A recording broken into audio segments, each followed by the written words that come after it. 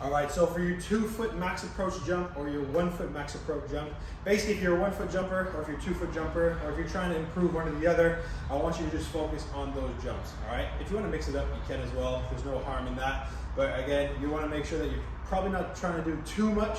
So let's say you start doing your 2 feet jump, your 2 foot jump, you go for 1 foot.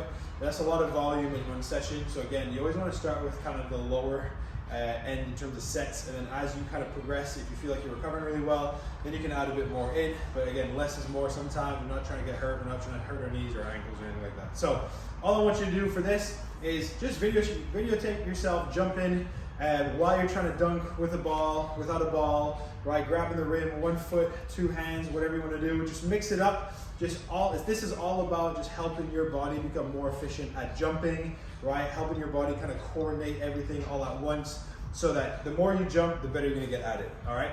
And what I would do is then I would videotape it from the side, from the front, whatever you wanna do, and just kind of compare it to some of the better jumpers. So if you're a 1 foot jumper, I would compare it to Zach Levine. If you're a 2 foot jumper, the guys like Matt McClung or like Aaron Gordon, John Morant, just look at how they jump. Look at their arm swings, look at how much distance they cover with their feet, right? And really focus on just trying to jump higher, okay?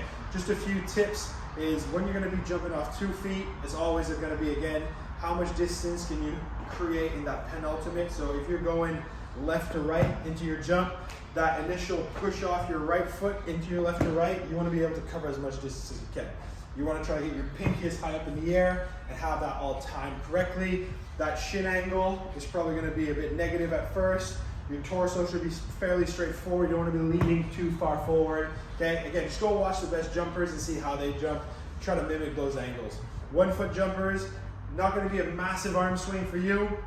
A lot of times it's just kind of a bit of an elbow coming back, and then they're popping all at once, right? So they hit it, it's a boom, right? So look at, again, their shin angles, look at their torso angles, and just try to mimic what they do and just keep practicing. So those are the biggest kind of things, biggest cues I would consider you doing for your 2 foot and your 1 foot, and just practice.